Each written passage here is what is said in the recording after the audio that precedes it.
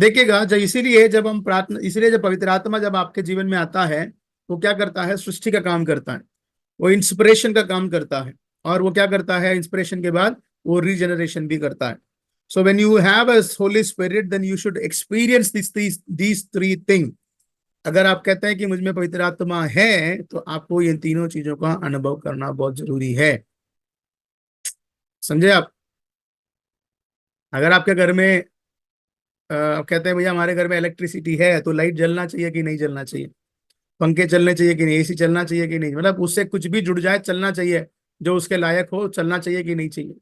तो आप जब क्लेम करते हैं कि पवित्र आत्मा मुझ में है, कितने लोग क्लेम करते हैं यहाँ 10 के 10, यानी मुझे छोड़ के, हाँ मुझे भी मिला लेते हैं 10 के 10, हम सब बोलते हैं कि हाँ मैंने पवित्र आत्मा पाया है, हाँ पवित्र आत्मा का, मैं पवित्र आत्मा पर विश्वास करता हूँ करके जब आप कहते हैं, तो आपके अंदर ये तो तीन जो चीजें हैं आपके जीवन में होते हुए आपको देखना बहुत जरूरी है। ओके, नंबर वन क्रिएशन में, दूसरा इंस्पिरेशन में, जब आप क्या बोलते हैं सेवकाई करें, या आप काम कर रहे हैं, आप कुछ भी कर रहे हैं, तो आप एक बार जब यीशु मसीह को स्वीकार करके पवित्र आत्मा का अनुभव, उपस्थिति अपने जीवन में आता है, पवित्र आत्मा का अनुभव आता है, वो आपको परमेश्वर की बातें खोल खोल कर आपको बताएगा, और जीवन के हर एक वो सार, यानी हर एक वो जो जो सच्चाई है उसको आपको स्वीकार करने लायक आपके हृदय को परिवर्तित कर देगा। आपके जीवन में किए जाने वाले हर वो वस्तुओं को परमेश्वर पवित्र आत्मा क्या करता है? वो आपके जीवन में कार्य करने के लिए तैयार होता है, और आपको तैयारी भी करता है ताकि आप क्या करें? उसकी बातों को समझने के लिए आप कार्य करें।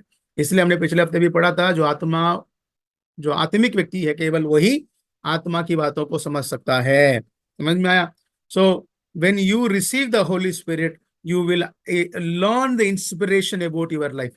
आपको अपने जीवन में जो क्या बोलते हैं, जीवन के बारे में जो रेवलेशन है, या जो जानकारियां हैं आपके भविष्य के बारे में, चीजें हैं, आपको किन चीजों पर कैसे विश्वास करना है, उन बातों के ऊपर, ये सारी बातों को आपको मालूम पड़ेगा। राइट? समझ में आया आपको? चलिए, फिर उसके बाद आता है रीजनरेशन। रीजनरेशन क्या है? जहां पर रिपेयर, कहीं पे पवित्र आत्मा रिपेयर भी करता है, कहीं पे परमेश्वर क्या करता है? उसको फिर जीवित भी कर देता है। ओके, सो सी मैं सुपर फेथ वाला आदमी हूँ। मेरे को अगर आप, मैं अपने आप को सुपर फेथ का समझता हूँ। क्यों? क्योंकि मैं वचन को जानता हूँ। कैसे जानता हूँ? ये मैं ये जानता हूँ यीशु मसीह के बारे में। यीशु मसीह ने कहा जिसने पुत्र को जाना है उसमें पवित्र आत्मा, उसमें अनंत जीवन है। क्या है? जिसने पुत्र को जाना है उसमें क्या है? अनंत जीवन उसका है। सो मैं ये विश्वास नहीं करता मेरा मरने के बाद मैं अनंत जीवन को अनुभव करूं। पवित्र आत्मा ने जब मुझे सिखाया इस बातों को, तब मुझे समझ में आया नहीं, मुझे अनुभव कब करना है? अनुभव मुझे अब करना है। अब मान लीजिए परमेश्वर आपको सोना चांदी और सभी चीजों से आशीष कर दिया है, और कह दिया कि भैया जब तू मरेगा ना उसके बाद तेरे को ये मिलेगा, क्या फायदा? भैया आपको इस्तेमाल करने के लिए तो दिया है। आपको एटर्नल लाइफ यानी अनंत जीवन का सामर्थ्य को अनुभव करने के लिए दिया कि नहीं दिया? तो इसके बारे में हमने काफी पहले भी चर्चा किया था। मैं जस्ट एक इंसिडेंट्स बता रहा हूँ आपको। जनरली ईसाई लोग या मसीह लोग क्या विश्वास करते हैं, क्या बोल के प्रचार करते हैं? मरने के बाद तुझे अनंत जीवन मिलेगा,